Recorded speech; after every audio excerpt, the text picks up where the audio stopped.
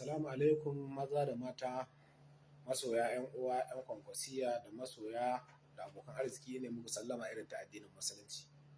Na gode da irin addu'o'inku, na kuma gode da irin zirga-zirgar da kuka yi ta zuwa duba ni asibiti inda aka kwantar da ni.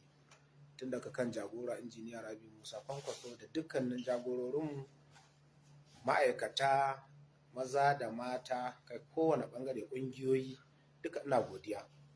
To ina so sanar da al'umma waɗanda ba su zo dubiya ba kuma suke so su zo dubiya yau cikin ikon Allah an riga an sallame ni daga asibitin da aka kwantar da ni.